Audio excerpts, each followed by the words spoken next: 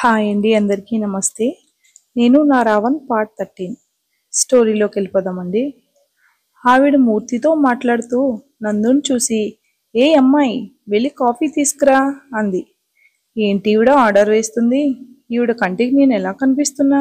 చెప్తా ఈవిడ పని అని యుక్తాను కిందకి దింపి, యుక్తా నువ్వు వెళ్ళి ఆడుకో, నేను వచ్చి జాయిన్ అవుతా అని యుక్తాను అక్కడి నుంచి పంపించి రాజేశ్వరి గారి దగ్గరికి వెళ్ళి, మేడం, నా పేరు అమ్మాయి కాదు, నందు, నందిని.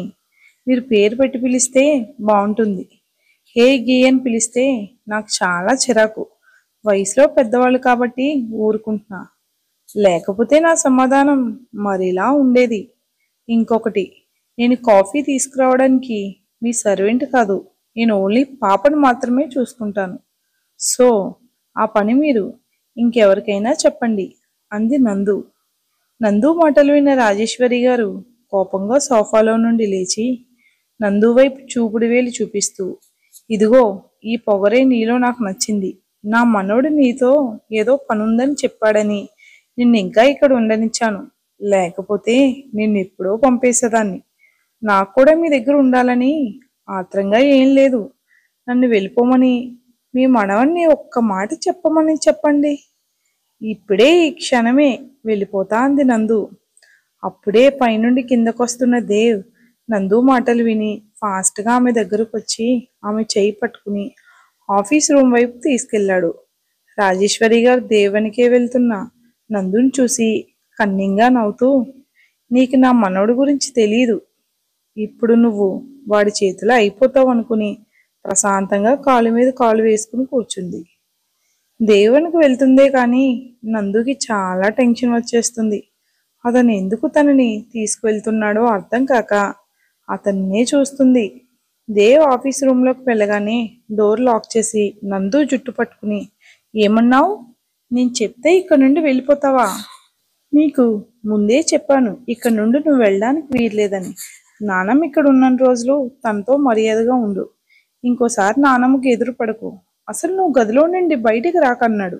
సార్, మీరు చెప్పినవన్నీ తర్వాత, ముందు జుట్టు వదలండి, నొప్పిగా ఉంది అని తన జుట్టు విడిపించుకుని, ఏంటి సార్ మీరు ఊరుకుంటే చాలా ఎక్కువ చేస్తున్నారు. అక్కడేమో మీ బామ్మగారు, ఇక్కడ మీరు. అసలు మీ కంటికి నేను ఎలా కనిపిస్తున్నాను? ఏదో జాబ్ కోసం వచ్చాను కదా, లోకుగా ఉందా? మీ దగ్గర జాబ్ చేస్తే మీరు చెప్పినట్లు వినాలా? నాకు నచ్చింది చేసే హక్కు నాకు లేదా? ఏదో నేను మీ సొంతం అన్నట్లు ఆర్డర్ వేస్తున్నారు అంది. అవును, ఆర్డర్ వేస్తున్నా. నువ్వు ఈ ఇంట్లో ఉన్నంత వరకు నా సొంతమే కాదని నువ్వు కూడా చెప్పలేవు. ఎందుకంటే ఇది ఈ దేవ్ సామ్రాజ్యం. నువ్వు నేను చెప్పినట్లే వినాలి. నేను చెప్పిందే చెయ్యాలి. వెళ్ళు నీ గదికి. ఈవినింగ్ నేను ఇంటికి వచ్చే వరకు నువ్వు గదిలో నుంచి బయటకు వచ్చావో ఫ్యాషన్ షోలో నీ వీల్ చైర్ మీద నడుస్తావు అన్నాడు. అంటే చెప్పిన మాట వినకపోతే నా కాలు విరిచేస్తారా అంది నందు. ఏ డౌటా?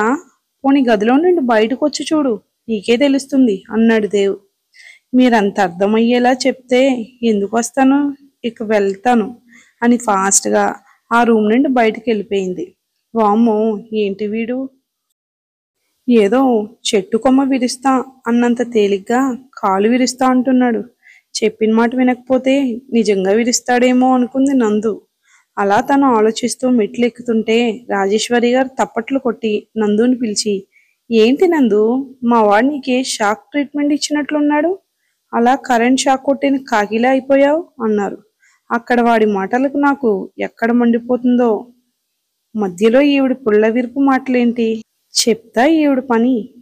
నేను చెప్పేది విన్నాక ఈవిడకు ఖచ్చితంగా హార్ట్ అటాక్ వస్తుందనుకుని ఆవిడ దగ్గరికి వెళ్ళి ఆవిడ చెవి దగ్గర తలపెట్టి, మేడం, మీరు అనుకున్నట్లు మీ మనవడు నాకు ఎలాంటి షాక్ ట్రీట్మెంట్ ఇవ్వలేదు.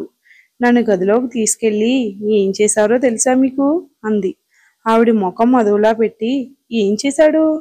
నందు సిగ్గుపడినట్లు తల కిందకు పెట్టుకుని, మీ మనవడు మీ మనవడు నన్ను నన్ను అంటూ కాలి బొటని వేలితో నేలపై ముగ్గులు వేస్తుంది నందు. ఏయ్, వేసిన ముగ్గులు చాలు, త్వరగా చెప్పన్నారు రాజేశ్వరి గారు. మీరు అలా అడిగితే ఎలా మేడం? నాకు చెప్పాలంటే చాలా సిగ్గుగా ఉంది. మీరు కళ్ళు మూసుకోండి చెప్తా అంది నందు. నేను కళ్ళు మూసుకోవడం కాదు, నువ్వు ముందు ఏం జరిగిందో చెప్పు అందావిడ. సరే విసుగ్గా. చెప్తాలేండి, ఎందుకంత విసుగు? ఆయన నన్ను గదిలోకి తీసుకెళ్లి తలుపు గడియ పెట్టి ఆ తర్వాత నన్ను దగ్గరగా తీసుకుని నా ముఖంపై ముఖం పెట్టి నన్ను రొమాంటిక్గా చూస్తూ, నందు ఈ పదవులు ఎంత బాగున్నాయో తెలుసా అంటూ నా పెదవులపై ఆయన పెదవులతో అని ఆగిపోయి, నాకు సిగ్గేస్తుంది బాబు అని ఫాస్ట్గా గదిలోకి వెళ్ళిపోయింది. నందు చెప్పింది విన్న రాజేశ్వరి గారు నిజంగా షాక్ అయ్యి బొమ్మలా నిలబడిపోయారు. పైనుండి ఆవిడ ఎక్స్ప్రెషన్ చూసిన నందు, మీ ముసలావిడికి తిక్క బాగా కుదిరింది, లేకపోతే నాతోనే పెట్టుకుంటుందా అని నవ్వుకుంది. ఆఫీస్ రూమ్లో నుంచి బయటకు వచ్చి నందు రాజేశ్వరి గారితో చెప్పిన మాటలు విన్న దేవ్, ఈ నందుకి బాగా అల్లరెక్కువైంది అని నవ్వుకుంటూ అక్కడి నుంచి కార్ దగ్గరకు వెళ్ళాడు. రాజేశ్వరి గారు తల పట్టుకుని సోఫాలో కూర్చుని, రాత్రి నేను అడిగితే పెళ్ళే వద్దన్నవాడు ఈ అమ్మాయితో ఎందుకు అలా ప్రవర్తించాడు? ఈ నందు మామూలు అమ్మాయి కాదు, పెద్ద దేవంతుకురాలు. యుక్త పేరు చెప్పి నా మనవణ్ణి వలలో వేసుకుంది.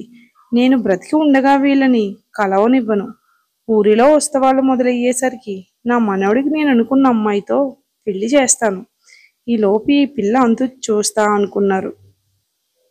ఇంతలో ఆవిడ ఫోన్ రింగ్ అవడంతో లిఫ్ట్ చేసి, నారాయణ, నేను వచ్చేసరికి దేవబాబు పెళ్లికి ఏర్పాట్లు చేయండి. పెళ్ళయ్యాక దేవ్ తన భార్యతో కలిసి మహాహోమంలో కూర్చుంటాడు. మీరు ఆ పని మీద ఉండండి. అంతేకాదు, నువ్వు ఇంకొక పని చెయ్యాలని ఆవిడ అతనికి ఏదో చెప్పింది. సరే అత్త, నువ్వు చెప్పు. నువ్వు దిగులు పడకన్నాడతను. కార్ డ్రైవ్ చేస్తున్న దేవుకు మళ్ళీ నందు మాటలు గుర్తొచ్చాయి. వెంటనే అతనికి తెలియకుండానే అతని ముఖంలో చిరునవ్వు వచ్చేసింది.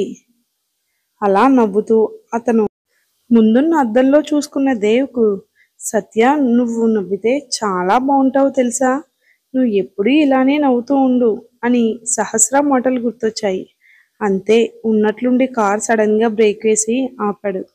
కొన్ని సెకండ్ల ముందు వరకు నవ్వుతూ ఉన్న అతని ముఖం సీరియస్గా మారిపోయింది. పిడికిలి బిగించి తన ముందున్న అద్దం పగలగొట్టి, నేను నవ్వుతూ ఉండాలని కోరుకున్నా నువ్వే ఆ నవ్వుని నాకు దూరం చేసి వెళ్ళిపోయావు సహస్ర. నువ్వు నాతో లేకుండా నా ముఖంలో చిరునవ్వు ఉండదు అనుకుని చేతికి కారుతున్న రక్తాన్ని లెక్క చేయకుండా కార్ స్టార్ట్ చేసి ఆఫీస్కి వెళ్ళిపోయాడు. ఆఫీస్కి వెళ్ళాక కూడా అతను ఆ గాయాన్ని పట్టించుకోలేదు. తన మేనేజర్తో ఫ్యాషన్ వీక్ గురించి మాట్లాడి అని సరిగా ఉన్నాయో లేదో అని మరోసారి తనే స్వయంగా చెక్ చేశాడు. నందు రూమ్లో ఉండడం చాలా బోరుగా ఉంది. 2-3 సార్లు బయటికి వెళ్దామని అనుకుంది, కానీ దేవ్ అన్నంత పని చేస్తాడని ఆ ప్రయత్నం అనుకుంది. ఇక ఏం చేయలేక ఆ సాయంత్రం ప్రయాణానికి లగేజ్ ప్యాక్ చేసింది. యుక్తతో ఆడుకుంటూ దేవ్ ఎప్పుడొస్తాడా అని వెయిట్ చేస్తూ కూర్చుంది. ఇంతలో వాళ్ళ అమ్మ నుండి కాల్ వచ్చింది. ఇదేంటి ఇప్పుడు అమ్మ కాల్ చేసింది? ఈ మధ్య అమ్మ వాళ్ళతో సరిగా మాట్లాడనే లేదు. అమ్మాయి ఏమనుకుంటుందో ఏంటో అంటూ కాల్ లిఫ్ట్ చేసి, అమ్మా ఎలా ఉన్నావు అంది. నువ్వు నీ ఎల్లరీ లేకుండా ఎలా ఉన్నానో వేరే చెప్పాలా? అయినా ఫోన్ చేస్తే ఎలా ఉన్నావు అని అడుగుతావా? ఎన్ని రోజులైంది నాకు ఫోన్ చేసి? మీ నాన్నగారు రోజు అడుగుతున్నారు, నువ్వు ఫోన్ చేసావా లేదా అని. ఎంత బిజీ అయితే మాత్రం మమ్మల్ని మర్చిపోతావా ఏంటి అన్నారు. అమ్మా, నేనేం మిమ్మల్ని మర్చిపోలేదు. కొంచెం వర్క్ ఎక్కువ ఉంది, అందుకే కాల్ చేయలేకపోయాను. అది సరే, నాన్నగారు ఏం చేస్తున్నారు? ఆయన ఇంటికి వచ్చే టైం అయింది కదా, వస్తే ఫోన్ ఇవ్వండి నందు. మీ నాన్నగారు ఈరోజు ఆఫీస్కి వెళ్ళలేదు. మీ అక్క ఊరి నుండి వచ్చింది కదా, అందుకే. అవునా, అక్క వచ్చిందా? ఏది ఒకసారి ఫోన్ ఇవ్వు. ఇస్తా, అది నీతో మాట్లాడతానంటేనే కదా నీకు ఫోన్ చేశాను అని ఫోన్ నందు వాళ్ళ అక్క గాయత్రికి ఇచ్చారు. నందు, ఎలా ఉన్నావే? అమ్మ నీ జాబ్ గురించి అంతా చెప్పింది. మంచి శాలరీ అంట కదా, వర్క్ ఎలా ఉంది? అక్కడంతా ఓకేనా? అంతా ఓకే అక్క. నాకైతే నిన్ను అర్జెంటుగా చూడాలనిపిస్తుంది, కానీ ఈ 2 రోజులు చాలా వర్క్ ఉంది. అది అయిన వెంటనే వచ్చేస్తా అంది నందు. వచ్చేస్తా కాదు, రావాలి. నీకోసం ఇక్కడ ఒక సర్ప్రైజ్ ఉంది. ఏంటక్కోయ్ సర్ప్రైజ్ అంటున్నావు? నా కోసం ఏం తెచ్చావేంటి? కొంపదీసి బావని నాకు ఇచ్చేస్తావా? అని అంది నందు. అంత లేదమ్మా, మీ బావ చాలా అమాయకుడు. నీలాంటి రాకస్తో వేగలేడు. మీ బావ గురించి కాదు కానీ వేరే విషయం ఒకటి ఉంది. ఇంటికి వస్తావుగా, అప్పుడు మాట్లాడుకుందాం దాని గురించి అంది.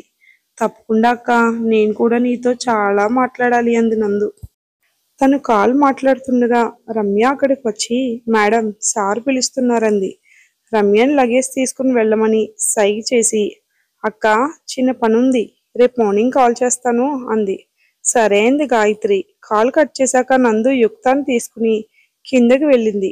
దేవ్ నందు చేతిలో ఉన్న యుక్తాన్ని ఎత్తుకుని, నానమ్మ మేము వెళ్ళొస్తాం, 2 డేస్లో వచ్చేస్తా, నువ్వు జాగ్రత్తగా ఉండన్నాడు.